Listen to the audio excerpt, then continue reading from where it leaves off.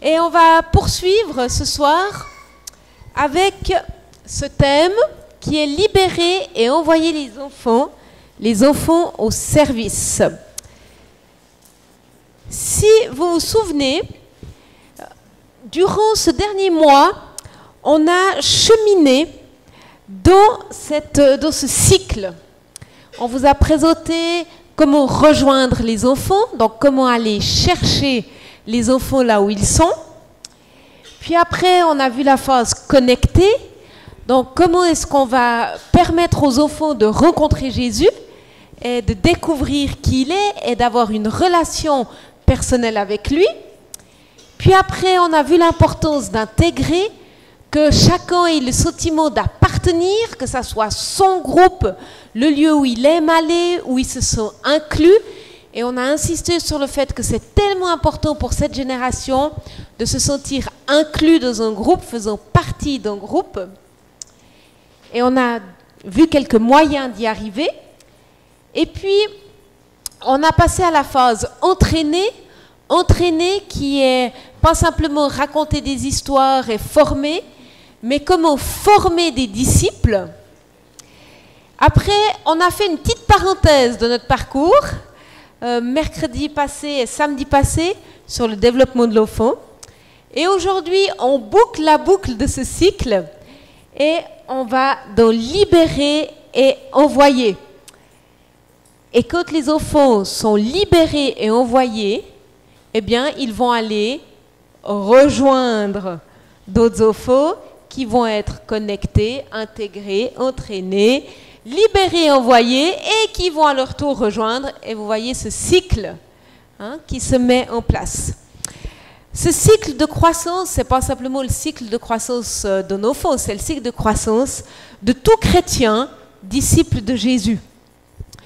Cette dernière étape de libérer et envoyer, malheureusement, c'est une phase qui est trop souvent oubliée. Et je crois que c'est une des raisons pour lesquelles on perd tellement d'enfants aujourd'hui. Parce qu'on reste dans la théorie, on reste dans des concepts, on reste dans des histoires. Mais pire que ça, si on néglige cette étape de libérer et envoyer, on forme des consommateurs. Et après, on se plaint. On a vu qu'il est important de pas seulement recevoir, mais aussi de donner. On dit de coutume dans une église qu'il y a 20% des gens qui font 80% du travail. Et on se plaint et on dit, mais qu'est-ce qu'ils font tous les autres? Pourquoi est-ce qu'ils font que consommer? Eh bien, mes amis, cette mentalité de serviteur, de service, elle se développe depuis tout petit. C'est pas tout à coup quand nos enfants rejoignent le grand temple et qu'on leur a jamais appris à servir qu'il faut qu'on s'attende à ce qu'ils servent. Ça s'apprend depuis le plus jeune âge. Et c'est important qu'on mette ça en place le plus tôt possible.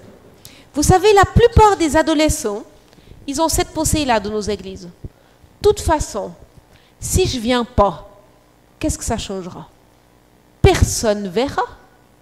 Personne verra que je ne suis pas là. Ils n'ont pas ce sentiment d'appartenance.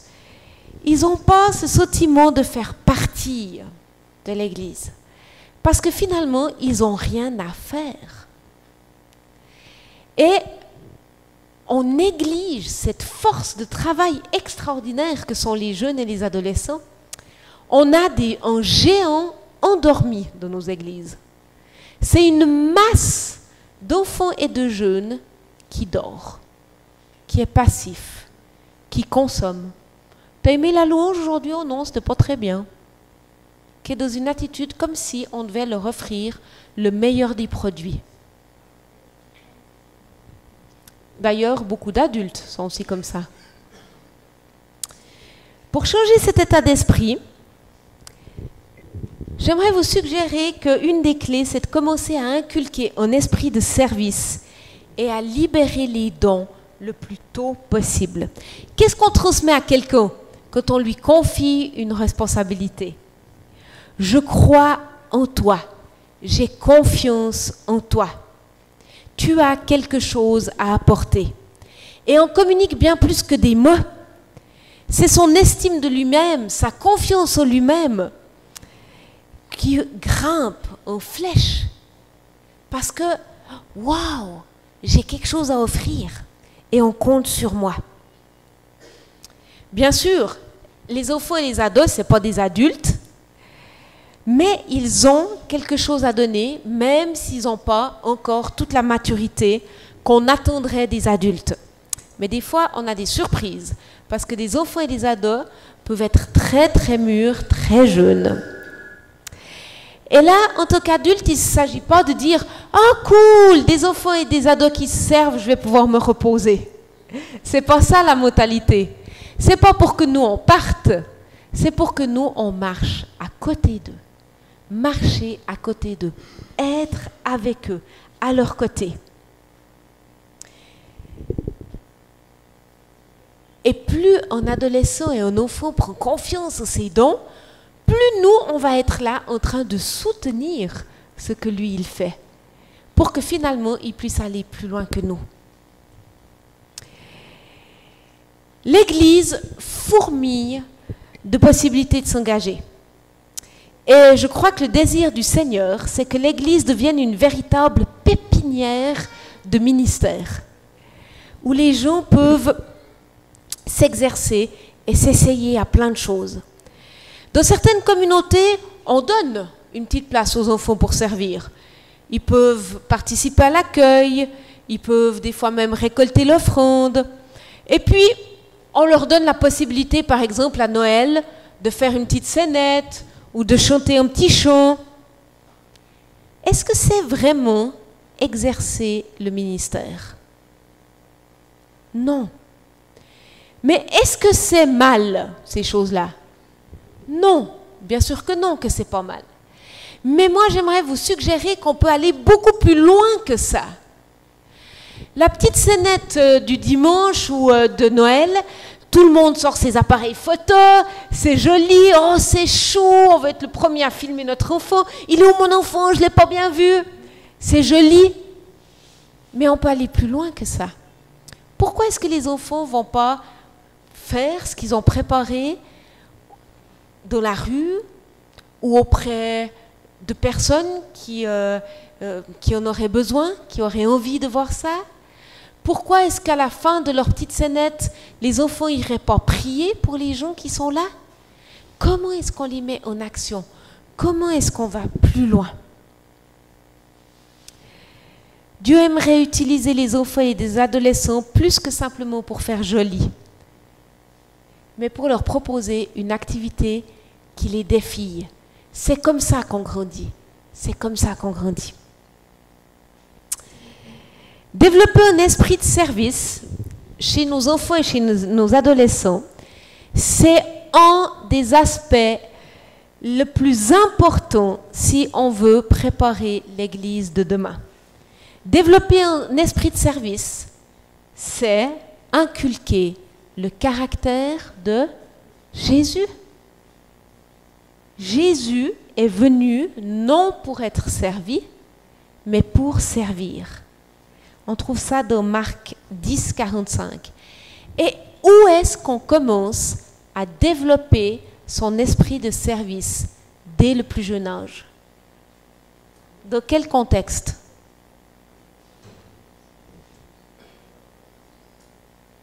Où est-ce qu'on commence à apprendre à servir? À la maison. Exactement. C'est pourquoi j'aimerais vous demander de vous mettre en trio. Vous verrez ce soir à plusieurs occasions, vous allez avoir l'occasion de partager ensemble. Et j'aimerais que vous puissiez répondre à ces questions. S'il vous plaît, ne passez pas la moitié du temps à écrire les questions, mais partagez sur les questions. Quelle place laisse-t-on à l'enfant dans nos familles? Je parle par rapport au service, bien sûr. Vous ne partez pas dans toutes les directions. Notre thème ici, c'est le service. Comment sont-ils impliqués et que peuvent-ils concrètement faire dans nos familles? Ne me faites pas des belles théories. Dites-moi dans votre famille, qu'est-ce que vos enfants, si vous en avez, ou qu'est-ce que vous, en tant qu'enfant, vous avez fait dans votre famille. Ça marche? C'est très rapide, hein? Vous n'avez pas besoin de discuter longtemps, vous dites, voilà, moi j'ai pu faire ça, j'ai pu faire ça, j'ai pu faire ça, et je vous donne quelques minutes pour ça. Ça vous va? À tout de suite. Mettez-vous en trio, et puis répondez à ces questions-là. Je vous les répète, dans le service, quelle place laisse-t-on à l'enfant dans nos familles? Comment sont-ils impliqués? Et que peuvent-ils concrètement faire dans la famille?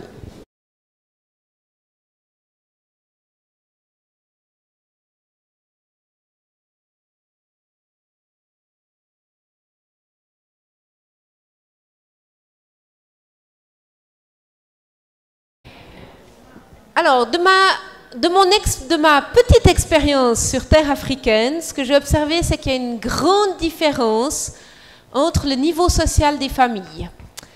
Dans les familles modestes, je vois des enfants qui, au niveau des tâches pratiques, travaillent énormément, presque des fois trop, je dirais, dans ma perspective, mais voilà, donc beaucoup, on va dire.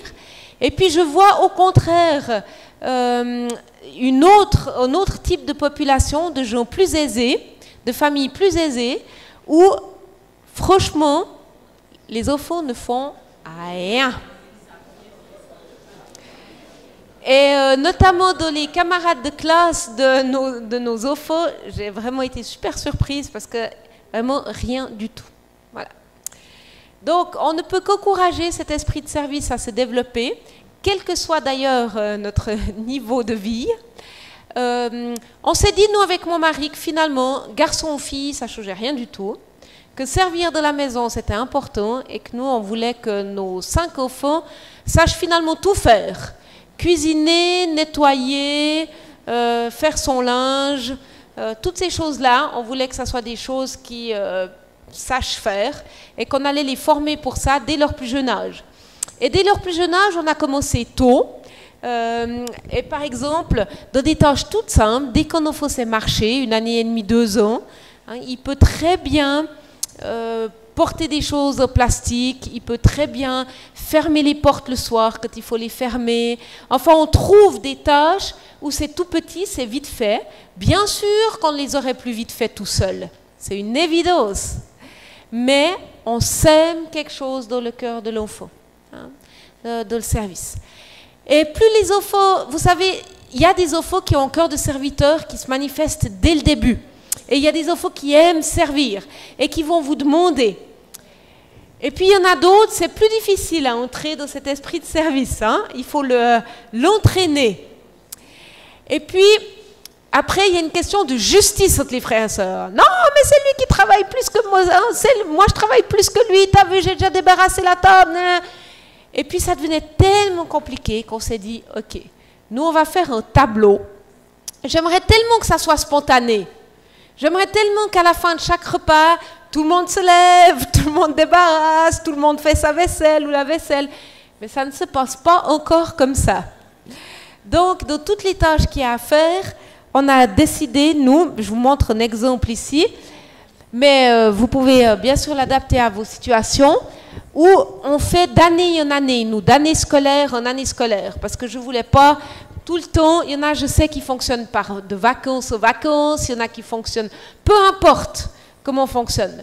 Mais en fait, on s'évite plein de tensions et de disputes quand les choses, elles sont claires et qu'elles sont écrites et qu'elles sont connues des enfants et des parents en avance dans les tâches pratiques.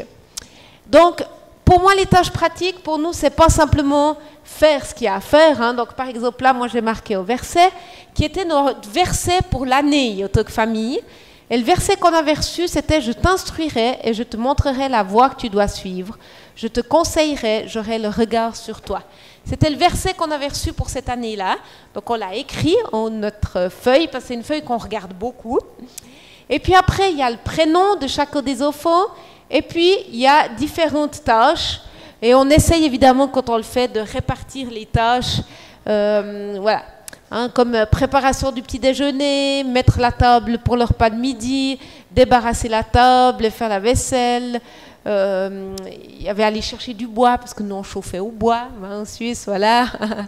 Il y avait différentes tâches, arroser les plantes, amener les poubelles à la déchetterie, enfin voilà, hein, toutes choses. Mais ce qui est important, parce que ça arrive des fois qu'on ait des tâches extra, et là les enfants disent oui, mais c'est pas noté dans le tableau. Hein? Alors il y a une phrase ici qui stipule hein, qu'on est prêt à chaque occasion de rendre service. D'accord? Parce que ça fait partie, au fait, de ce qu'on veut développer dans notre maison. Et puis, on a aussi mis chaque jour, voilà ce qu'on attend de chaque enfant, que chaque range ses affaires, fasse son lit, etc. Et que chaque semaine, le ménage de la chambre soit fait. Enfin, les choses, un maximum de choses sont écrites. Et puis, ça a bien aidé parce qu'en fait, les choses, elles roulent. Et on ne doit pas tout le temps les répéter et tout le temps se creuser la tête en disant « Ah, mais qui c'est qui doit débarrasser la table? Qui c'est qui fait ?» Voilà, hein, les choses... c'est un exemple. Vous pouvez bien sûr l'adapter comme vous voulez. Mais on a remarqué que c'était très utile et c'est super aussi d'inclure nos enfants dans nos moments bibliques, dans nos temps de dévotion, le matin, le soir, quand est-ce qu'il est, pour qu'ils aient une part de ces moments-là. C'est tellement riche, c'est tellement précieux de pouvoir donner l'occasion de servir en toute occasion et que ça devienne quelque chose de naturel, une habitude naturelle. Souvent, il y a des parents qui viennent vers moi en disant bah, « Mon ado, il ne sert pas, c'est une catastrophe, qu'est-ce qu'on va devenir ?» Bah oui, mais là, on récolte ce qu'on a semé. Parce que ça commence avant l'adolescence. C'est pour ça que c'est important de commencer très jeune.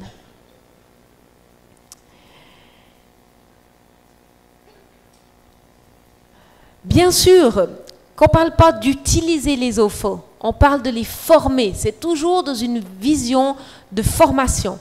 Et le service, il peut être présenté comme une aventure. On a une part active. Enfin, on va pouvoir faire quelque chose.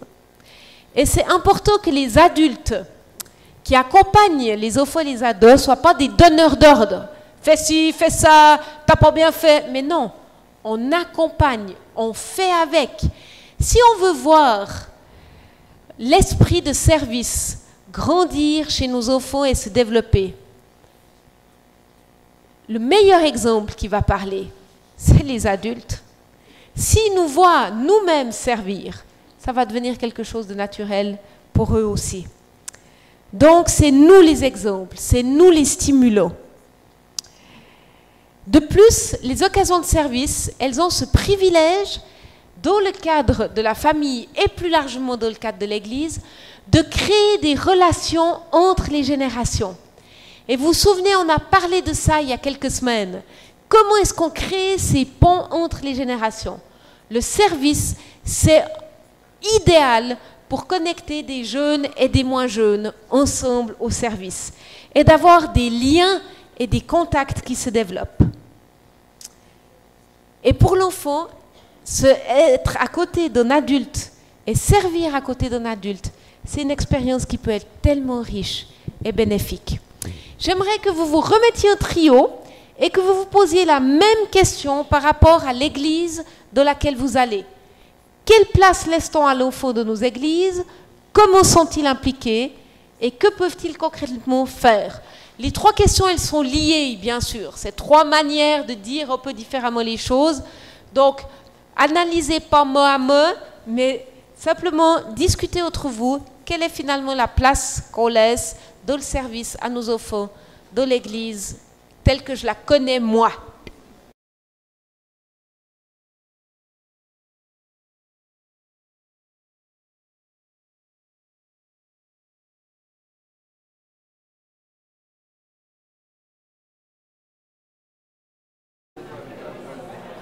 De 12 ans à 25 ans. Ça, c'est la classe de la jeunesse. Ça, c'est la grande jeunesse. Et à la petite jeunesse qui est de 0 à 5 ans, aussi ils ont leur salle. Et là-bas, vraiment, ils reçoivent l'instruction qu'il faut. Dites-nous comment est-ce qu'ils peuvent servir concrètement. S'il vous plaît, j'aimerais qu'on puisse s'écouter les uns les autres. À leur niveau, tout ce que les grands font, ils imitent aussi les grands là-bas. Mais dans leur propre classe d'âge. Dans leur propre classe d'âge. D'accord. Il y a des services d'ordre, il y a des évangélistes, il y a aussi des prédicateurs ou prédicatrices à leur niveau. Mais c'est des enfants qui prêchent, c'est des enfants qui...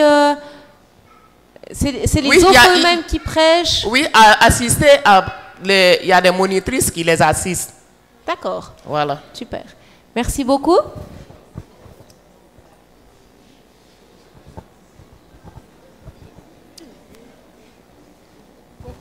Chut, s'il vous plaît. Bon, je pense que ce qu'on a remarqué dans nos assemblées, c'est qu'en général, les enfants interviennent lors des festivités, des fêtes. Par exemple, à la Noël, où les enfants viennent faire des prestations dans les assemblées. Et la journée des enfants, où les enfants, tout dépend du premier responsable de l'église, hein, où on peut laisser toute la latitude aux enfants d'intervenir. Mais je pense qu'on peut aller au-delà de cela, en instituant par exemple un culte d'ensemble par mois. Sur les 4 dimanches, on peut intégrer les enfants sur un dimanche et faire ce programme toute l'année. Voilà une proposition. Merci. On y reviendra tout à l'heure. Merci. Gardez bien cette proposition au chaud. Je dirais pour moi que les scénettes et petits spectacles qu'on leur offre, je ne suis pas sûre qu'on appelle ça... Alors, ils servent l'église parce qu'ils offrent quelque chose. Pas vraiment exercé au ministère, comme on l'a dit. Hein. On est plutôt dans du divertissement, là, actuellement. Dans beaucoup d'églises. Oui. Alors, chez nous, nous avons... Je ne vois pas qui parle. Ah, voilà. Merci. Nous avons plusieurs structures au niveau du département enfants. C'est un département. Nous avons plusieurs structures et 3 structures particulièrement s'occupent de former les enfants.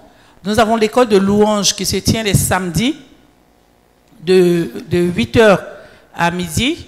Et à cette école de louange, là, les enfants apprennent à jouer aux instruments de musique avec les instruments de l'église. Ils apprennent aussi à se comporter comme des groupes musicaux, à chanter, voilà. Et donc, ils sont suivis par des moniteurs et des spécialistes dans la louange. Ce sont des frères de l'église. Oui. Ensuite, nous avons les amis de l'évangile.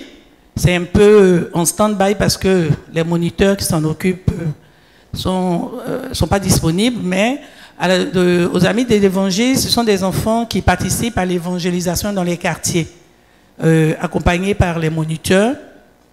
Ensuite, nous avons le projet famille. C'est une structure qui travaille avec les enfants. Donc, à la suite des journées d'enfants, nous avons des enfants qui préparent à la fin de cette journée-là ce qu'on appelle la fête des parents. Donc les enfants fêtent leurs parents, ils leur posent des actes de reconnaissance, ils offrent des cadeaux, des vrais cadeaux qui servent pour l'utilité de la maison.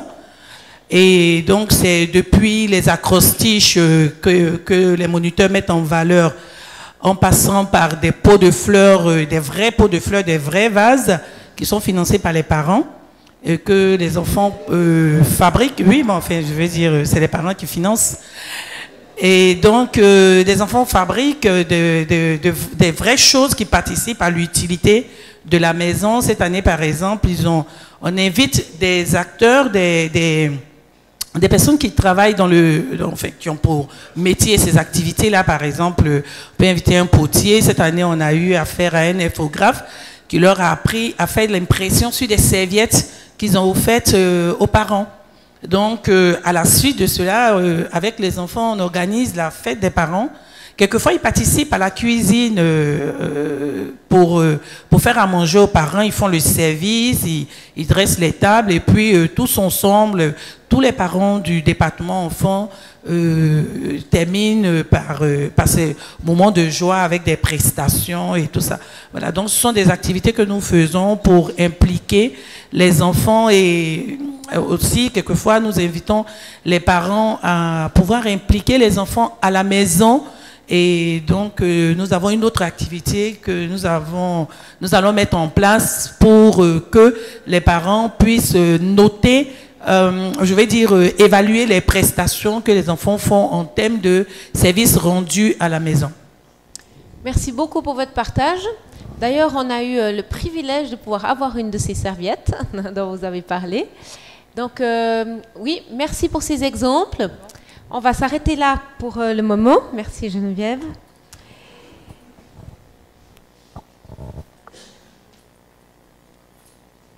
On sait tous que dans la nouvelle alliance dont on fait partie, le ministère n'est plus réservé à une caste particulière qui était les lévites ou les prêtres. Hein? Maintenant, nous sommes un royaume de sacrificateurs, tous appelés à une fonction particulière dans le corps de Christ. Alors oui, vous allez me dire, il existe des ministères à plein temps. C'est une expression qui est toujours un petit peu ambiguë, ministère à plein temps. Parce que, est-ce que quelqu'un qui est disciple de Jésus dans l'éducation, il n'est pas à plein temps? C'est un peu piégé comme notion. Hein? Mais bon, disons, quand on revient, on a des ministères à plein temps qui sont là, en fait. Pourquoi? Pour faire tout le travail? Non, c'est pas ça, bibliquement.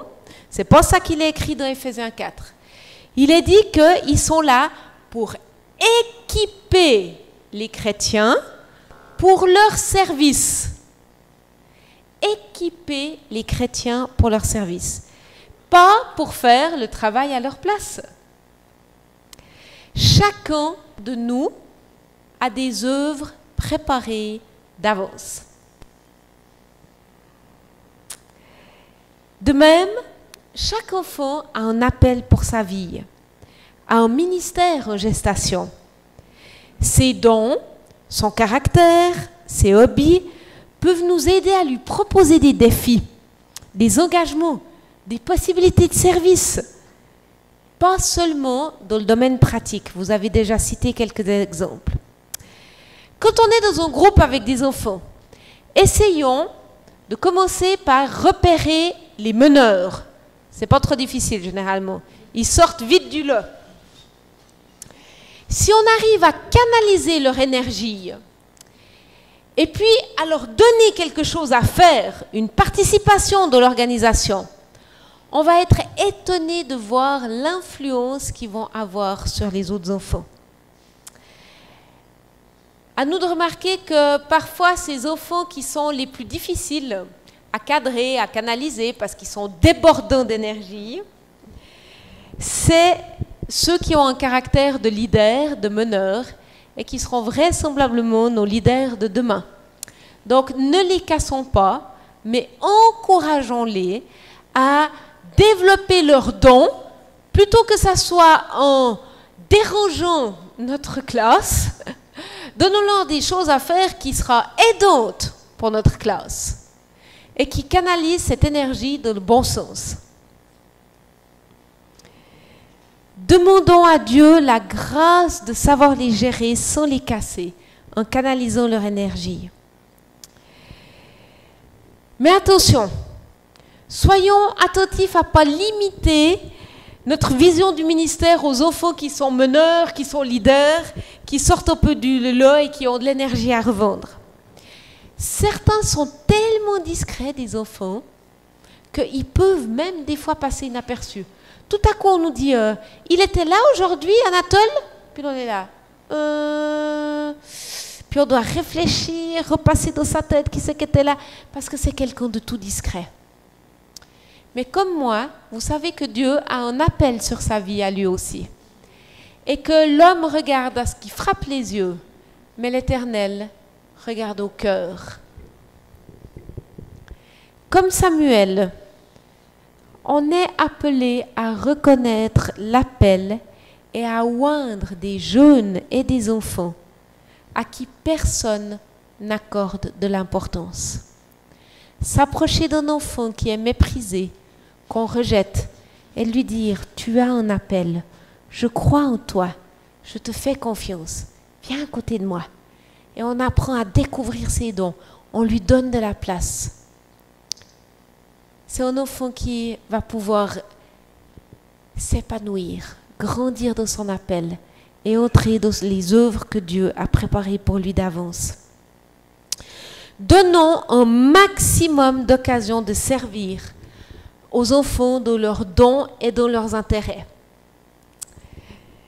Oui, c'est vrai, ça prendra plus de temps que si on faisait les choses nous-mêmes.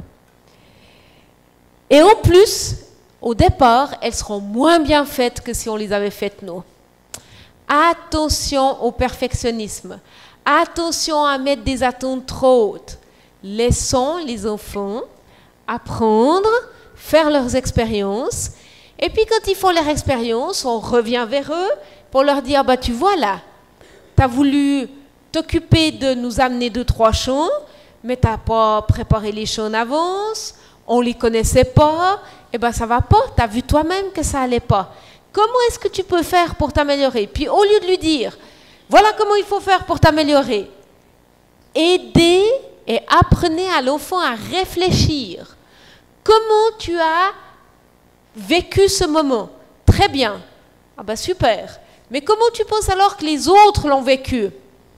Je ne sais pas. Ben regarde, c'était pas facile parce qu'on ne connaissait pas les chants, on ne connaissait pas les paroles. Au plus, on ne te comprenait pas, tu parlais tellement doucement. Comment est-ce que tu peux t'améliorer pour la prochaine fois? Plutôt de lui donner toutes les solutions. Comment est-ce que tu peux t'améliorer? Ah ben, je pourrais parler plus fort. Oui. Je pourrais mieux articuler. Oui. Hein? Et on encourage et on donne des idées s'il y a besoin. Avec le temps, ils vont développer leur talent et prendre de l'assurance. Dans quel domaine pouvons-nous appliquer les enfants? On l'a vu il y a quelques semaines. Comment est-ce qu'on peut, qu'est-ce qu'on peut mettre dans une leçon? Qu'est-ce qu'on peut mettre dans notre programme? Alors, les enfants peuvent bien sûr animer en jeu, peuvent animer en sketch, peuvent faire une leçon d'objet, peuvent donner des témoignages, commencer à prêcher, même si c'est 2 minutes. Ils peuvent s'impliquer dans la louange, ils peuvent prier pour les gens, ils peuvent s'impliquer dans de l'administration, dans l'accueil. Ils peuvent s'impliquer aussi, par exemple, dans la décoration, dans nos droits.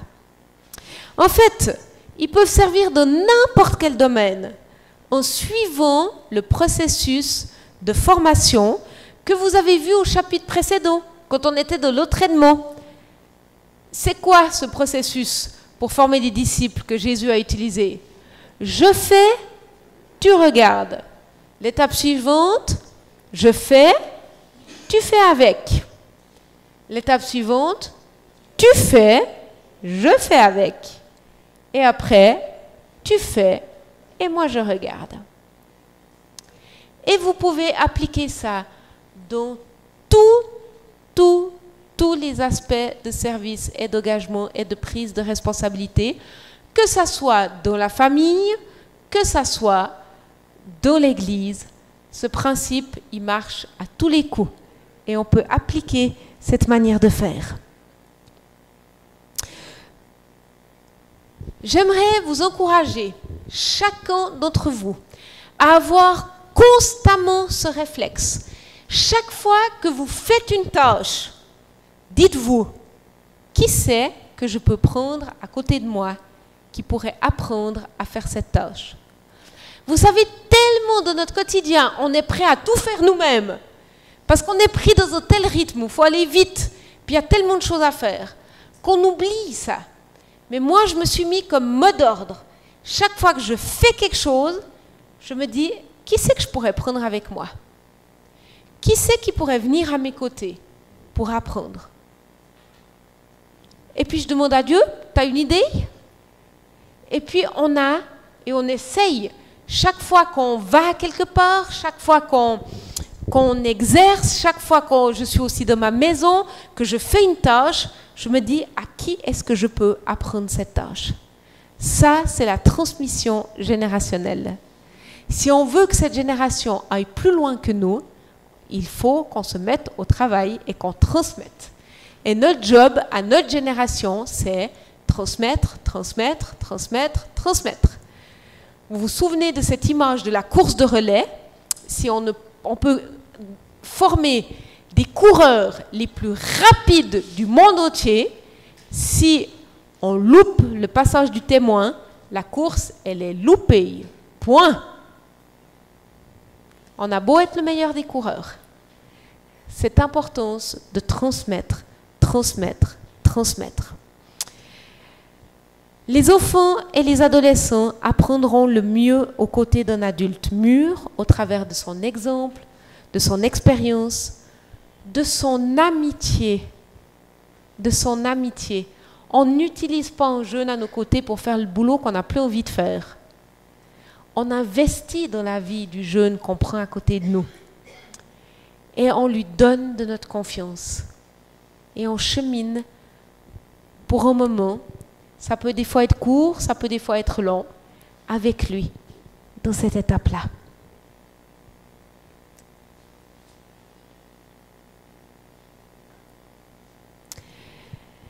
Si nous voulons former l'Église de demain, n'impliquons pas seulement nos enfants et nos jeunes dans la vie intérieure de l'Église. On a vu la famille, on a vu l'intérieur de l'Église. Mais on doit leur donner des occasions de s'engager à l'extérieur de l'Église et de développer en eux un esprit missionnaire. Dieu, le cœur de Dieu est pour le monde qu'il a tant aimé et qu'il aime tant. Et notre job à nous, c'est de transmettre cet amour de compassion de Christ aux enfants, aux adolescents, le plus tôt possible.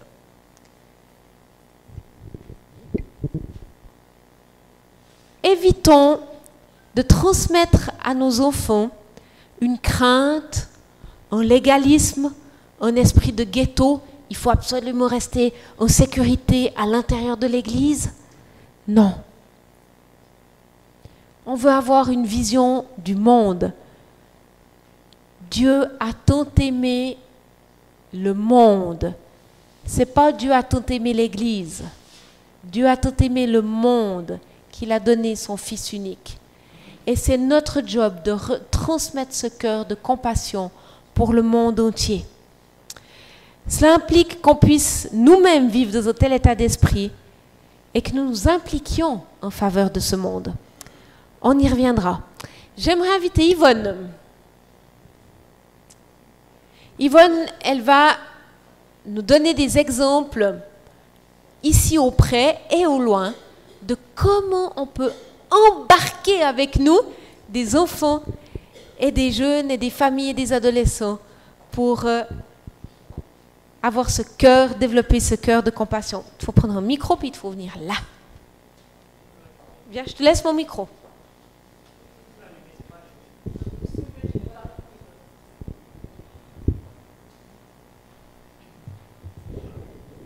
Pour ceux que je n'ai pas pu avoir l'occasion pour dire bonsoir, je vous dis tous bonsoir. Je vais donner juste... Oh.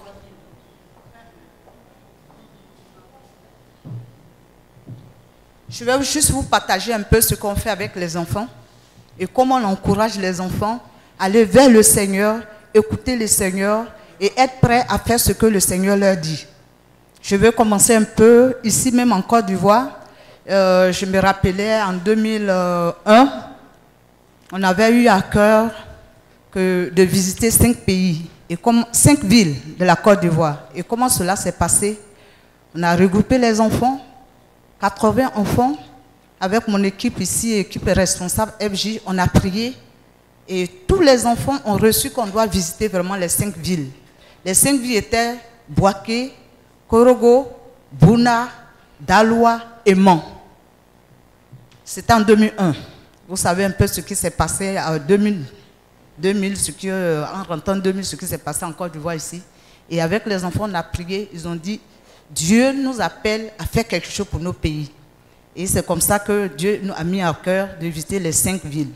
Et maintenant, quand on organise quelque chose comme ça avec les enfants, on part vers contacter les gens dans les différentes villes. Donc, on a envoyé des gens spécialement dans les 5 villes pour leur dire qu'on vient. Et quels sont ces gens qu'on a contactés? Les responsables de l'église, les pasteurs, on leur a dit, voilà ce que Dieu nous a mis à cœur. Donc, en vacances, on vient avec les enfants. Ils disent, bon, on vous attend. On a commencé par Boaké. Non, Boaké. Boaké, ça peut-être de choses. Abidjan ici même d'abord. On a commencé à Abidjan ici, on a fait une semaine. Une semaine, on a prié avec les enfants, les encourager.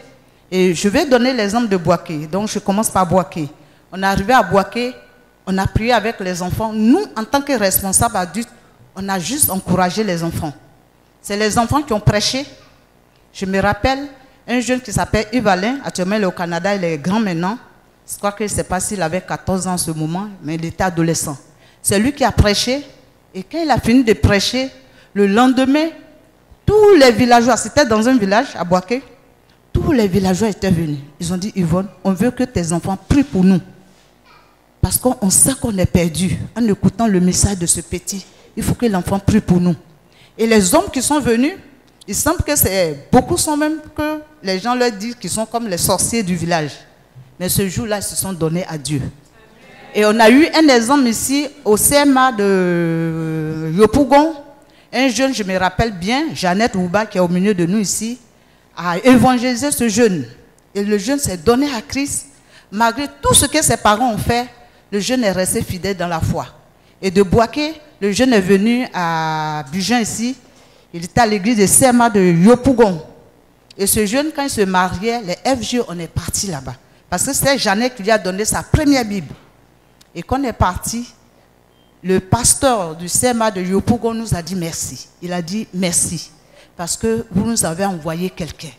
Que Matthieu, il a engagé. Il fait beaucoup de choses dans l'œuvre de Dieu, dans l'église. Et il nous a beaucoup apprécié. Et jusqu'à présent, le pasteur de CMA de Yopougon, il nous remercie d'avoir encouragé, d'avoir parlé de Dieu à Matthieu et que Matthieu est dans son église.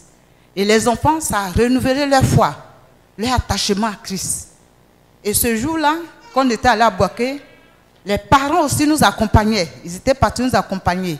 Je me rappelais aussi que la maman de Wifri Nyomke, qui est parmi nous ici, il était FJ parce que ce sont nos premiers FJ. Mais ce jour-là, lui n'a pas pu partir. Mais sa maman a décidé de nous accompagner. Elle est partie jusqu'à Boaké. Elle a préparé pour les fabricants de joie. Après ça, elle est revenue à Abidjan. Et une autre maman nous a accompagnés jusqu'à Daloa pour nous aider aussi, pour encourager les enfants. Mais à Korogo, on a eu aussi encore un autre événement. Arrivé à Korogo, malgré qu'on envoyait les gens là-bas pour dire qu'on arrive avec les enfants, les pasteurs, les anciens ont minimisé les enfants. Ils ne nous attendaient pas. On est arrivé, ils disent, bon, avec tous ces enfants-là, et tous les petits là, qu'est-ce qu'on va faire? D'ailleurs même, on a oublié, on ne vous attendait pas. Je me rappelais que les enfants ont dormi dans un car. C'était le cas de Méthodis ici, un grand car. On était presque 80 enfants dans nos mains. Et les enfants ont pris leur pain, ils ont dormi dans le car le premier jour. Donc on a rassemblé les enfants, on a dit, bon, on est venu. Malgré qu'on a envoyé les gens ne nous attendaient pas. Qu'est-ce qu'on fait? Tous les enfants, ils ont décidé, on va aller devant le Seigneur pour lui demander qu'est-ce qu'on fait. Donc, on s'est retrouvés dans le car, on a prié. Et quand on a fini de prier, on a reçu que le Seigneur veut qu'on proclame seulement son règne sur la ville de Korogo. Et vous savez, je reviens un peu en arrière. Quand le Seigneur nous a mis à cœur de visiter les 5 pays, les 5 villes, il nous a dit de faire les flambeaux. Donc on avait nos flambeaux. Avant de rentrer dans la ville, on descendait et on proclamait le psaume 24. Porte, élevez votre manteau. Ville de Korogo, ville de Boaké. Et on priait avec les enfants avant de rentrer dans la ville. Le car nous suivait, les enfants descendaient. Et puis on courait avec nos flambeaux. Et puis on rentrait dans les villes. Et malgré tout ça, ils disent qu'ils ne nous reçoivent pas. On a dit non, nous, le Seigneur nous attend à Korogo. Donc, si vous ne nous recevez pas, mais on va demander ce qu'il veut qu'on fasse. Et c'est comme ça que les enfants, on a commencé à louer le Seigneur, adorer le Seigneur. Et pendant qu'on adorait et qu'on proclamait le règne de Dieu sur Korogo, voilà le monde, on était envahi. Les gens sont venus beaucoup. Et quand les gens sont venus beaucoup, maintenant, les pasteurs, les anciens de l'église qui étaient cachés quelque part, qui ne voulaient pas nous recevoir, ils sont sortis tous. Et ils sont venus nous dire, Yvonne, est-ce que vous pouvez faire l'appel pour envoyer les gens là dans notre église? Et j'ai dit non. Avec les enfants, on a prié, on a reçu, simplement proclamer le règne de Dieu sur Korogo. Donc, on allait même jusqu'à la forêt de... Comment il s'appelle le mas là? Poro. On allait à côté de la forêt de... là où ça se trouve. On n'est pas rentré. On n'a pas le droit, on ne voulait pas provoquer. Mais on allait à côté. Et on a proclamé le règne de Dieu. On a fait le cercle, on a entouré, on a prié. Même les mosquées qui étaient dans la ville de Korogo, on a entouré et les enfants ont prié. Et on n'a pas rejeté les pasteurs. On leur a dit simplement que Dieu nous a dit de proclamer seulement son règne sur la ville. Et quand on est revenu à Abidjan, c'est Anastasie qui a eu les échos, parce qu'il y a un groupe d'Assemblée de Dieu, un groupe de jeunes qui étaient répartis juste après nous. Et il semble qu'on les a reçus. Et ils ont fait l'évangélisation. Et ils ont eu beaucoup de convertis. Et puis ils sont venus dire à Anastasie, ah vraiment, on est parti, on ne s'attendait pas. Mais vraiment, c'est comme toute la vie de Korogo s'est donnée à Dieu. Et Anastasie lui a dit, mais il y avait quelque chose déjà qui a été préparé par les enfants. Les enfants avaient préparé déjà la route. Je me rappelais encore qu'à Daloa, là c'était un missionnaire de la Suisse, qui était en Suisse, un Suisse, qui était là, un grand missionnaire, qui nous a reçus. Là encore, ils ont mis, on ne sait même pas ce qui s'est passé. Et puis ils ont mis notre chauffeur en prison. On ne sait pas. Ce n'est pas le missionnaire. Hein. La police a attrapé notre chauffeur, il l'a mis en prison. On a dit les enfants, qu'est-ce qui s'est passé? On ne voit pas ce qui s'est passé. On ne voit même pas le chauffeur. Pourtant, on était dans une station missionnaire. Donc, avec ce monsieur, le monsieur qui nous a reçus, missionnaire, il s'appelle Hans Dieter, je crois notre papa qui est là le connaît, papa Moïse. Hans Dieter, c'est eux qui nous ont reçus là-bas. Et avec les enfants, on a prié. Et pendant qu'on a prié, il y a un monsieur, nous on ne le connaît pas, je crois que c'est Lynn qui le connaît, qui est magistrat qui est là-bas, et qui est venu nous rendre visite. C'est comme un ange du Seigneur qu'il nous a envoyé pendant qu'on priait. Et on lui a expliqué le problème qu'on avait, et puis il est parti. Et tout de suite, ils ont libéré nos chauffeurs. Ils ont libéré, on peut dire même c'est comme ils nous ont demandé pardon, parce qu'il n'y avait pas de faute. Il n'y avait pas de faute. Et ça a renforcé la relation des enfants avec le Seigneur. En tout cas, les enfants étaient fortifiés. Ils ont vu que Dieu pouvait les utiliser pour beaucoup de choses. Donc après, c'était, je crois, Mans. Et à Mans, imaginez qui nous a reçus là-bas.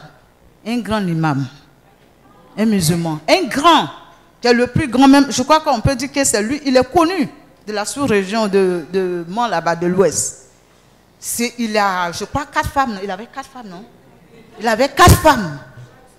Et c'est lui qui nous a reçus. Il a dit toutes ces femmes qui préparaient chaque fois pour nous. Ça veut dire que c'est comme Dieu l'a touché pour nous nourrir. Et il préparait pour nous. Et non seulement les femmes préparaient pour nous, mais chaque soir, avant qu'on commence notre évangélisation, sa chaise est là. Il vient s'asseoir. Et il s'en va appeler ses amis. Il invite. Venez voir quelque chose. Venez entendre la parole de Dieu. Un musulman, un grand, un imam. Il a appelé ses amis. Et même ses enfants, ils étaient tous là. Ils avaient écouté aussi la parole de Dieu. Et je vous assure, la relation entre ce imam et nous a été renforcée tellement que après il est décédé, mais sa famille a cherché à nous voir pour nous appeler et on allait au funérailles quand il était décédé. Et ça a renforcé vraiment la force des enfants. Ça, c'était en Côte d'Ivoire ici. Je saute un peu parce que je voulais vous parler beaucoup d'exemples. Comment les enfants ont fait. Je prends l'exemple des États-Unis. En 1996, avec nos responsables qui sont là, Reine et Geneviève, on a prié et il y avait une rencontre internationale. C'était comme Dieu appelait toute la famille de FJ, fabricants de joie, à se rassembler aux États-Unis. Mais après ce temps, chaque pays devait prier pour voir ce que Dieu veut qu'il fasse pour les Américains. Et nous, en tant qu'Afrique de l'Ouest, on a prié et Dieu nous a donné l'histoire de Joseph. comment Joseph allait se réconcilier avec ses frères. Donc on s'est dit que nous, en tant qu'Africains, c'est vrai que c'est nos grands-parents qui ont participé pendant l'esclavage pour les Noirs américains. Donc nous, on doit aussi aller demander pardon, se réconcilier avec les Noirs américains. Donc on a prié avec les enfants aussi ont reçu ensemble et puis on est parti. Nous, on a formé l'équipe avec le Burkina et la Côte d'Ivoire. Et on est parti. Avant de partir, je vous raconte comment ça s'est passé. Les parents n'étaient pas parce qu'ils n'étaient pas d'accord, mais ils trouvaient que c'est une folie. Ils disent, mais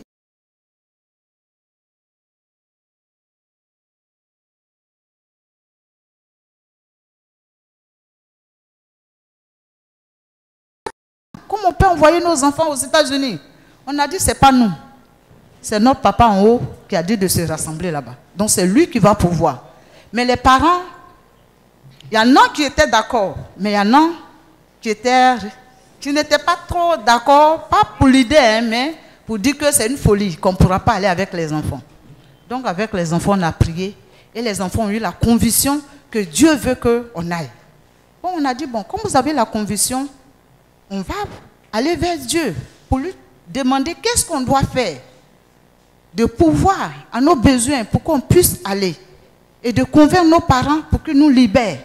Et les enfants et nous, on a prié. On se rassemblait chaque fois, toujours sur la station, ce peu, on priait. Et un miracle va se passer. Je prends un témoignage d'une jeune fille qui avait 14 ans. C'était l'enfant du pasteur missionnaire Andrea. Pour ceux qui connaissent le pasteur Andrea qui travaille avec GBU. Sa fille s'appelle Assis. Assis avait environ, je crois, 14 ans. Et tous les enfants, chacun a reçu qu'il doit faire quelque chose de ses mains pour payer son billet d'avion. Il doit faire quelque chose. Donc on les a encouragés dans ça. On ne s'est pas moqué. On n'a pas dit que ça ne pourra pas. On était convaincus que les enfants ont une capacité et que Dieu les a parlé. Donc Assis, elle a reçu que Dieu veut qu'ils fassent des enveloppes. Hein, fabriquer des petites enveloppes et puis décorer et puis vendre. Pour payer billet d'avion pour aller aux États-Unis. Donc, on ne l'a pas découragée. Au contraire, on a prié avec elle. On a dit, vas-y. Si Dieu a mis à cœur, vas-y. Et on a prié. Et je vous assure, le jour où je devais partir chercher les billets d'avion, en ce temps c'était Air Afrique. Je devais partir chercher les billets d'avion. Jusqu'à Assis n'avait pas eu encore 100 000. Mais elle était toujours convaincue que Dieu veut qu'elle parte. Je lui ai dit, bon, demain je vais aller chercher les billets. Qu'est-ce qu'on fait? Je dis, mais ça là, je sais que Dieu veut que je parte. Donc, n'en est pas mon nom. À la veille, hein, le lendemain, je devais aller chercher le billet. Il dit, Dieu veut que je parte. Donc, n'en est pas mon nom. Nous aussi, on connaît un peu, on a eu des enseignements, donc on les encourageait. Je me suis levé, on est parti pour acheter le billet. J'étais à Air Afrique. En ce temps, j'étais au comptoir pour pouvoir payer le billet. Quand j'ai dit bonjour madame, je vois quelqu'un qui court, qui rentre vite dans la salle. Assis, qui vient, tout essoufflé. Tante Yvonne, tu as déjà payé les billets? Ils ont mon nom. Je viens d'avoir l'argent pour payer mon billet. J'étais déjà au bord. Comment ça s'est passé? Non, l'argent est sur moi. J'ai sauté juste dans un taxi. Elle avait 14 ans. Et j'ai dit, conduis-moi à Air Afrique. Et donc, Tante Yvonne. Donc, j'ai demandé à la dame, est-ce que vous avez une toilette quelque part? Ils ont dit oui. J'ai dit, mais est-ce que je peux rentrer avec ma petite? Il dit oui. Donc, c'est comme ça qu'on est rentré. Elle a sorti l'argent. Elle a sorti l'argent. Elle dit, tu vois, c'est ma directrice qui m'a appelé. Elle m'a dit, viens. Ce que tu as fait, les enveloppes que tu as fait, ton Dieu t'a attendu. Ça m'a touché. Elle n'est pas chrétienne. Je ne sais pas si maintenant elle est chrétienne, mais elle n'est pas chrétienne en ce temps-là. Je parle de la directrice. Mais ton Dieu m'a touché de sortir l'argent pour payer ton billet. Et c'est comme ça qu'il m'a donné. Et je ne suis même pas allée à la maison. Je n'ai même pas dit à mes parents. Donc, je suis venue te donner pour que tu achètes mon billet. J'ai pris le billet. C'est comme ça que j'ai pris le billet. Et puis, tous les autres parents, quand on a eu le billet, on a eu le visa. Je vous épargne un peu les détails. Mais, Anastasie, Daniel, ils savaient quelque chose. En ce temps, lui n'était pas avec nous. Donc, matin, chaque jour, quand il y a quelque chose, je cours. Anastasie, les parents ne croient pas à nous, ils ne croient pas aussi aux enfants. Qu'est-ce qu'on fait? Elle venait de commencer à travailler. Je vois tous les papiers sur sa table. Elle dit, bon, on laisse tout à faire des blancs là. Faisons pour nous. On travaille dessus un peu. Et c'est comme ça qu'on est parti aux États-Unis. Et je vous assure que notre projet s'est bien passé. On a logé dans les différentes familles, les Américains noirs, parce que c'est ça notre cible. Je crois 4 ans ou 5 ans après, je vous assure, les Américains noirs étaient venus ici. Ils étaient venus nous voir et on a fait un camp ensemble avec eux. On a fait ensemble avec eux. Et en ce temps, mon mari, eux, ils faisaient leur culte ici. Quand ils sont repartis, elles sont reparties. Après, ils ont appris que je vais me marier. Ils n'ont pas pu venir quand j'ai fait le mariage. Dans la même salle où vous êtes là. Elles sont revenues en 2006. Parce que en 2006, je me suis mariée. Elles sont tenues devant ici, elles ont dit, le pasteur, on a pris de très loin que notre soeur se marie. On est venu voir le monsieur qui a marié notre frère. S'il est digne, s'il n'est pas digne, on prend notre soeur, on repart aux États-Unis. Ici même. Donc, notre projet a été, ça a encouragé vraiment la foi. Et depuis lors, vous voyez que maintenant, on vous a présenté une dame ici, Madame Fondo, qui est la présidente des parents des FJ. C'est eux-mêmes qui se sont formés. Quand la foi des enfants les ont touchés, les parents même, pendant qu'on était aux États-Unis là-bas, ils se sont rassemblés, ils ont dit, on fait quoi? Nos enfants nous ont montré qu'on peut avoir la foi en Christ. Donc, qu'est-ce qu'on fait? Donc, en eux, ils ont formé leur comité et puis ils ont choisi Madame Fondo comme leur présidente. Jusqu'à présent, elle est toujours leur présidente pour rester, pour prier pour nous. Et c'est comme ça qu'on est parti. Et même, je voulais encore dire un petit détail, pour le visa, j'étais partie avec les enfants. En partant, j'ai parlé avec ma responsable l'autre fois, on était dans la voiture, on est arrivé dans un taxi, j'ai pris 2 taxis comme ça, on partait. Arrivé au milieu vers Fratmat, le taximan dit qu'il y a un embouteillage, il ne va plus. Il pleuvait, il nous dépose là avec les enfants. Une femme nous suivait, elle avait tout comme ça, une femme musulmane. C'est elle qui est venue nous prendre. Elle s'est arrêtée avec sa voiture, elle nous a pris et puis on est allé à l'ambassade des États-Unis. Et vous savez que, question de visa, on n'intervient pas.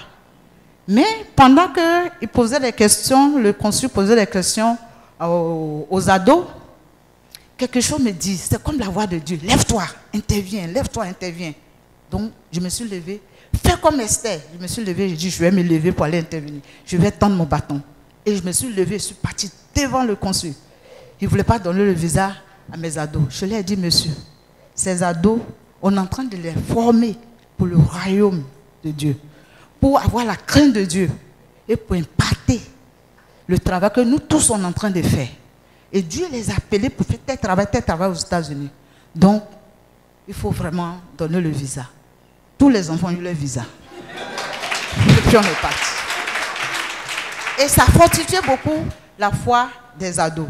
Et encore une autre, si j'ai encore 2 minutes. Encore un autre témoignage, ça c'est au Burkina. C'était en 99, non? En 98. On a eu aussi à cœur d'aller, parce que les FJ c'est une grande famille. Partout où on est une famille. On prie ensemble. Ce que Dieu nous dit ensemble, de faire ensemble, on fait ensemble. Et c'est comme ça que les FJ du Mali ont eu à cœur de faire aussi à peu près ce qu'on a fait ici en Côte d'Ivoire, visiter leurs différentes villes et puis évangéliser. On a eu la nouvelle, on a prié et on a été convaincus que Dieu voulait qu'on aille. Et puis on est parti. Mais avec les enfants, il faut être quand même prudent. Dieu pour voir, Dieu avec nous, il faut être prudent. Donc on allait contacter la société Steve. En ce temps, Steve était encore bien. Donc on a dit, on ne va pas prendre n'importe quel car. Donc on allait voir Steve. Ils nous ont donné un mini-car de 18 places. On est parti, on a fait, je crois, 3 semaines. La mission s'est bien passée, les enfants ont appris beaucoup de choses. Au retour, entre Banfora et la frontière Ouangolo, on a eu un accident. Un grand accident, on a fait tonneau. Et moi, j'étais devant la voiture, j'étais projetée. Mais Dieu m'a donné la force. Dès que j'étais sur pied, je ne sais pas ce qui m'a plu, mais j'étais neuf, j'étais en forme. Donc, on a commencé à enlever les enfants. Dans un ravin, on a commencé à enlever les enfants. Quand on a enlevé tous les enfants, j'ai vu qu'il y a 2 enfants Il y a l'autre, sa tête était un peu fendue, le sang coulait. Et j'avais appris aussi que quand c'est comme ça, il faut appeler la personne. Il faut parler parce qu'elle coulait beaucoup de sang. Elle coulait beaucoup. C'était Evodil ou Grâce, c'était les deux jumelles, c'était Evodil. Donc, le sang coulait. Et puis, j'ai parlé avec elle. Et j'ai prié pour que Dieu nous envoie un ange pour nous sauver. Parce qu'il faisait tard. Et c'était difficile pour avoir une autre voiture pour venir en ville pour soigner l'enfant. Et on priait et puis voilà, Dieu nous envoyait une voiture. Et la voiture était arrivée, mais tous les enfants ne pouvaient pas contenir. J'ai pris les deux qui étaient malades, on était deux responsables. Un frère qui s'appelait Francis, il n'est plus avec nous actuellement ici. Donc, lui, il est resté avec les enfants, puis je suis partie avec les deux à l'hôpital. Je suis arrivée, je n'avais rien dans ma main, je n'avais pas d'argent. Je suis partie voir le docteur, dit, je te donne garantie mon passeport. Prends mon passeport et je te garantis que si tu soignes et que mon enfant guérisse, je vais payer tout ce que tu demandes. Le monsieur a pris l'enfant vraiment pour endormir, opérer, faire tout. Et pendant que moi j'étais à l'hôpital avec l'enfant, il y a un chrétien que Dieu l'a envoyé comme l'ange, qui a appris que les enfants sont partis en mission au Burkina, en venant, ils ont fait un accident. Il a pris sa voiture et ils sont partis pour ramasser les autres enfants qui sont là-bas. Le miracle qui s'est passé là-bas, c'était dans un noir, il n'y a pas de courant à côté, dans un ravin, avec les torches. Ils ont fait comme ça, ils ont retrouvé toutes nos affaires. Il n'y a même pas un petit truc qui est perdu. Ils ont retrouvé toutes nos affaires. Et même il y a des pots. Parce qu'encore une chose, au Burkina, vous savez que les femmes font beaucoup de choses avec l'argile. Donc, les enfants ont acheté des pots, des fleurs, des trucs pour leurs parents. Mais je vous ai dit, on a fait tonneau, mais les pots ne sont pas cassés. Les cadeaux, rien n'a été cassé. Et quand le monsieur, qui travaille à la RAN, quand le monsieur a pris ça et qui a cherché les enfants qui sont venus en ville, pendant que moi j'étais avec les deux à l'hôpital, les enfants ont dit au monsieur qu'on ne rentre pas à la maison. Même si tu as un coin pour nous donner, pour le moment Dieu nous dit de ne pas aller. Ça, ce n'est pas nous les adultes, hein, c'est les enfants qui ont reçu, qui ne peuvent pas aller chez le monsieur pour le moment. Donc dans le marché, ils ont commencé à louer le Seigneur et à prier, à louer le Seigneur. Et pendant qu'ils louaient le Seigneur, le monde est venu. Et puis tous les autres chrétiens sont venus pour prendre les chrétiens avec le monsieur. Pendant qu'ils évangélisaient, que les gens se confettisaient, les gens ils prenaient et puis partaient dans les églises. Et ils sont restés la nuit, là, vers 5 h du matin jusqu'à midi. C'est à midi, les enfants sont partis à la maison, manger quelque chose, se laver. Et maintenant, on a fait 2-3 jours à la frontière. En venant, j'ai dit à mon équipe que voilà ce qui s'est passé. Mais ne dis même pas aux parents. Je leur ai dit, ne dis pas aux parents. Dis au moins le responsable de Jeunesse en Mission, qui est Isaac Berté, mais il ne faut pas dire aux parents. Dis à Isaac aussi de ne pas dire aux parents. Donc, elles n'ont rien dit aux parents. Je suis venue avec les enfants jusqu'à Boaké. Maintenant, on venait tout doucement, doucement. On a pris notre cas. Arrivé à Boaké, on a dormi là. Un ange nous a reçus aussi là. C'est qu'on était presque arrivé à Abidjan, que je leur ai dit, on est presque arrivé à Abidjan. Maintenant, vous pouvez annoncer aux parents de venir tous à l'église d'Assemblée de Dieu d'Agamé pour prendre les enfants parce qu'on a eu un accident. Et puis, tous les tantes, tout le monde, cousins, amis des parents, tout le monde est venu nous attendre à l'Assemblée de Dieu. Je vous assure, quand la voiture s'est arrêtée net, les parents, où est mon enfant? Où est mon enfant? Ils ont pris tous les enfants, ils sont partis. Ils m'ont même oublié. Ils ont pris les enfants. Ouais, moi, j'étais là comme ça. Ils ne me demandent pas qu'est-ce qui s'est passé. Chacun cherchait son enfant. Donc, ils ont pris les enfants. Ils sont partis. Et moi, je suis venue avec une missionnaire qui s'appelle Frida Val. Elle travaille aussi au CEPE. Avec ma maman Ouba. C'est eux maintenant. C'est maintenant que je vais commencer à me sentir mal. Donc, quand j'étais avec eux, c'est eux maintenant qui ont pris soin de moi. Et on a eu maintenant les témoignages. Un parent qui est un peu aisé, ici, que deux de ses enfants sont partis avec nous. Il a appelé ses enfants et il voulait se fâcher. Il dit, même si vos responsables ne nous ont pas appelés, il fallait nous dire. Parce que si vous nous avez dit que vous avez eu un accident, on prenait une hélicoptère et puis on partait vous prendre à la frontière et puis on venait. Vous savez ce que ses enfants m'ont lui dit? Papa, c'est Dieu même qui t'a sauvé. Parce que la honte que tu allais avoir, ça allait fort. Parce que si tu étais parti chercher que nous deux, on allait te dire de retourner avec ton hélicoptère. On n'allait pas monter. Parce que pour nous, nous sommes une famille. Dieu nous a appelés ensemble. On ne pouvait pas laisser nos frères et sœurs et puis te suivre. Et ça a renforcé la foi de leurs parents. C'est eux-mêmes qui nous ont témoigné après. Ils ont dit vraiment les enfants nous ont fait une leçon aujourd'hui. Et ça a renforcé la foi des enfants. Et je vous assure, les enfants ont grandi un peu dans leur foi. Et ils ont vu que les gens ont cru en eux. Et ils ont vu ce que le Seigneur a fait pour eux. Et ces enfants-là sont restés solides. Vous voyez, Wilfried, qui est marié, qui est au milieu de vous, on vous a présenté comme responsable qui va diriger l'événement du stade. Il faisait partie des premiers fabricants de joie. Et il est bien engagé, malgré qu'il travaille, mais il est bien engagé dans le ministère. Pas seulement même les fabricants de joie qui aident, mais dans tous les autres ministères. Même actuellement, il a un ministère de famille qui a lui et sa femme et ses enfants qui sont vraiment impliqués dedans. Donc quand on croit aux enfants, qu'on sait que vraiment ils ont une capacité spirituelle et qu'on les encourage, Dieu les utilise et leur foi augmente et leur relation devient forte. Et ces enfants-là nous enseignent et nous aident que nous aussi nos foi grandit avec le Seigneur et nos relations aussi deviennent fortes avec le Seigneur. Que Dieu vous bénisse. Merci beaucoup.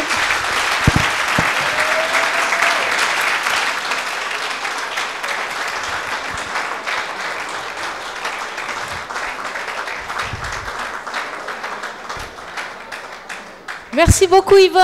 Et si vous voulez d'autres histoires comme ça, vous pouvez continuer à vous approcher d'Anastasie, d'Yvonne, de Lynn, de Geneviève, Reine, de moi. On en a des séries à vous raconter d'histoires de ce jour-là où vous voyez quand on a cette jeune fille qui vaut des cartes pour se payer un billet d'avion pour les États-Unis. Notre première réaction, c'est de dire quoi? Quelle folie, jamais elle y arrivera. Arrête, arrête, tu es en train de gâcher ton temps. Alors qu'il nous manque la perspective biblique, la pensée de Dieu sur ça, où Dieu a honoré. Je vous rappelle que Dieu ne peut pas multiplier 0 par quelque chose. 0 fois quelque chose, ça fera toujours 0. Mais le petit peu qu'on donne, Dieu peut le multiplier à l'infini, à l'infini. Ne méprisons pas la foi des enfants. Et comme Yvonne vous l'a raconté,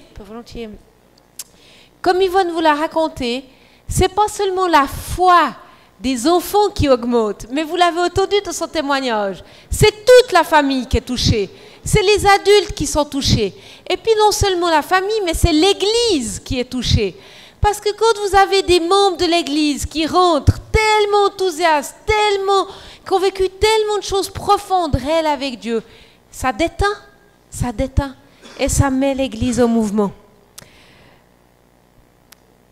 Dans ce qu'elle vous a partagé, quand on en voit dans le monde, bien sûr qu'il y a tout l'aspect de l'entraide, dans le service. Pas besoin d'aller à l'autre bout du monde, il suffit de s'approcher vers nos responsables de notre quartier en disant comment est-ce qu'on peut vous aider? Qu'est-ce qu'on pourrait faire pour le bien de notre quartier? Les plus jeunes apprécient énormément ce moyen de servir, afin que l'évangile ne reste pas une théorie. Et vous savez, on a vu plusieurs de nos jeunes aujourd'hui actuellement, qui sont adultes, qui ont eu une confirmation de leur appel lorsqu'ils ont commencé à servir le monde. Parce qu'ils ont trouvé leur vocation. Ils ont dit, mais c'est ça que je veux faire, moi.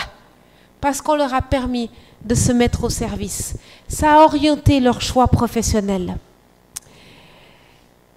L'évangélisation, on a entendu ces enfants blessés qui ne voulaient pas quitter ce marché, mais qui voulaient évangéliser et voir les fruits.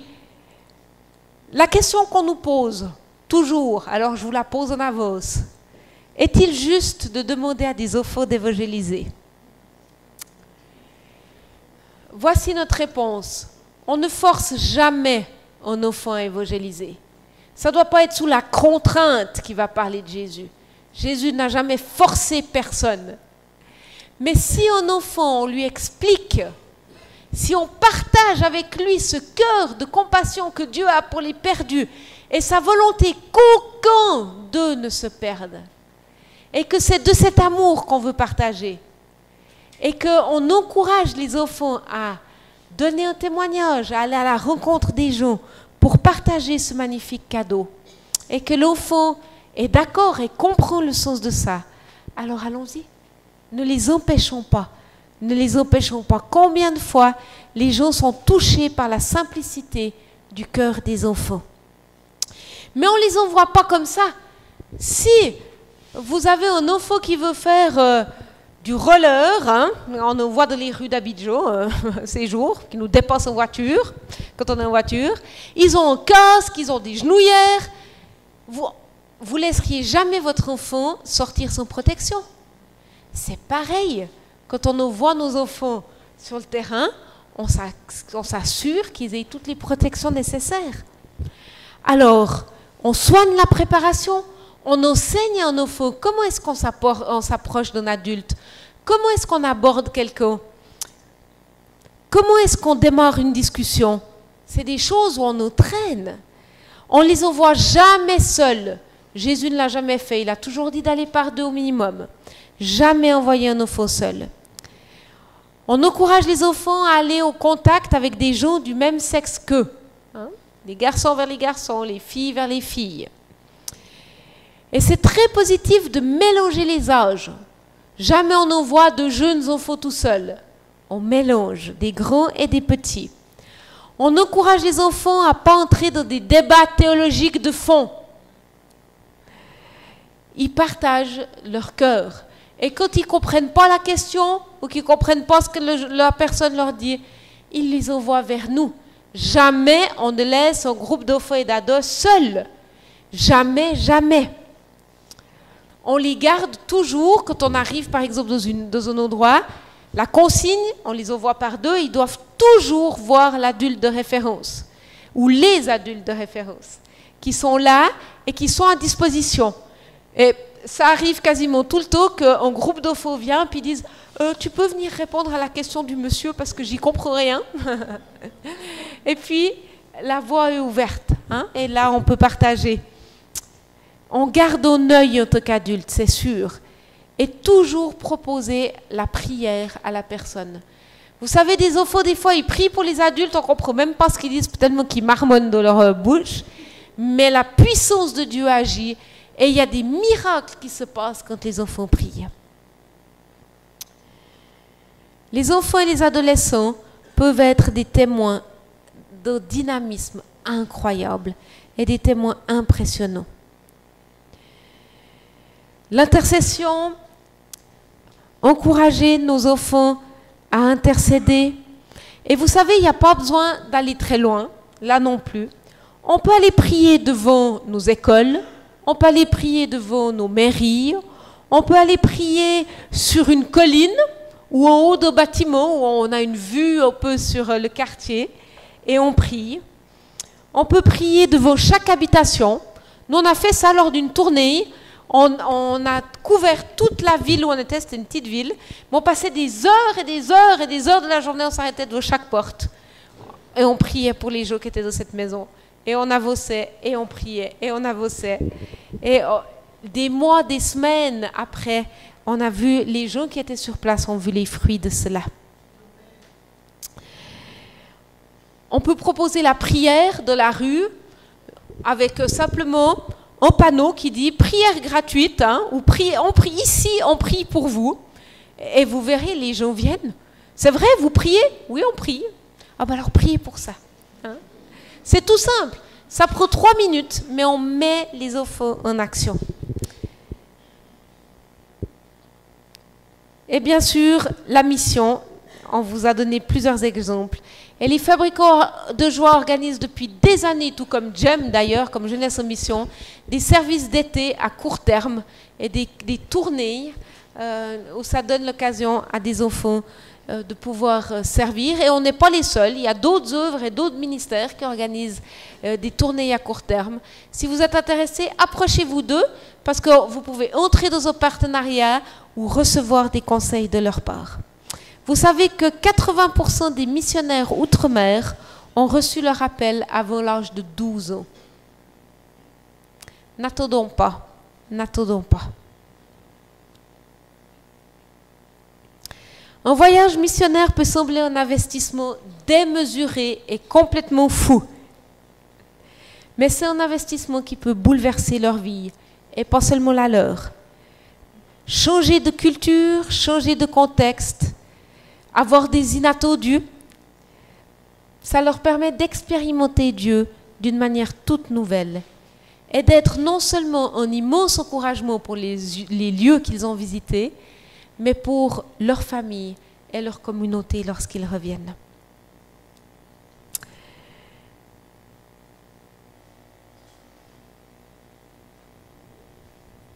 Vous avez entendu plein de choses ce soir, le service de la famille, le service de l'église, le service et l'autre aide et des actions concrètes dans le monde. Une question toute pratique que je vous donne pour un petit moment de trio. Que pourrions-nous mettre en place dès janvier 2018, pour dire que ce n'est pas dans 5 ans, dans 10 ans, mais dans quelques semaines, dans notre famille ou dans notre église, pour impliquer les enfants? Il y a déjà eu une proposition avant, vous la notez, elle va parfaitement, mais réfléchissez dans vos trios à des choses toutes concrètes, d'accord? Pas des grandes théories, pas des idées qui ne sont pas réalistes, mais des choses toutes concrètes. Qu'est-ce qu'on pourrait mettre en place ou commencer à mettre en place dans nos familles, dans nos églises, dès la nouvelle année? Quelques minutes pour ça et après on entendra quelques-unes de vos propositions.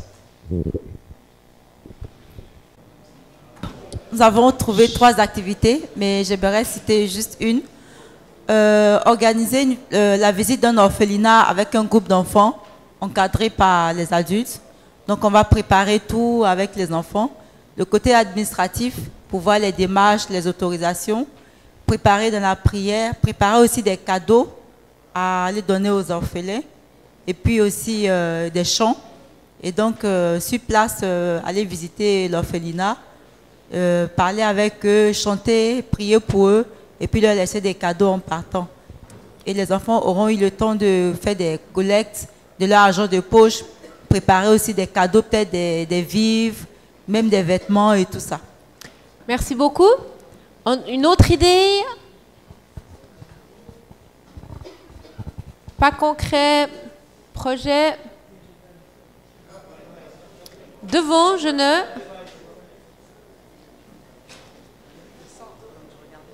Entrez pas dans les détails, vous pouvez juste nous donner le titre de votre projet. Oui, tout à l'heure, tu as fait allusion à la prière devant chaque porte. Oui.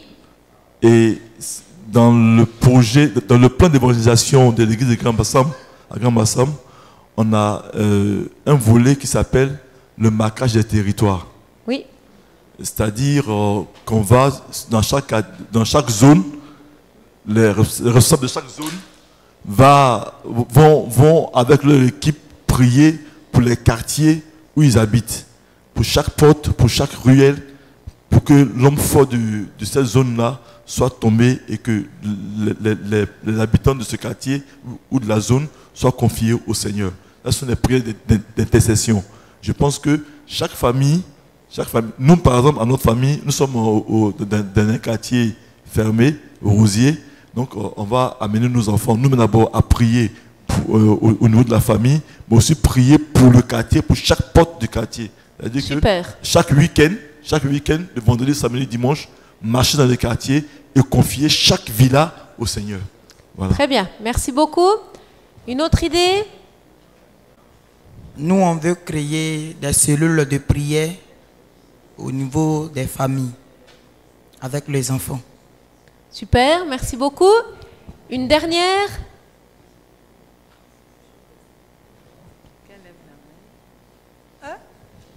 Ça, c'est loin derrière. Tout au fond? Ça, c'est quel groupe?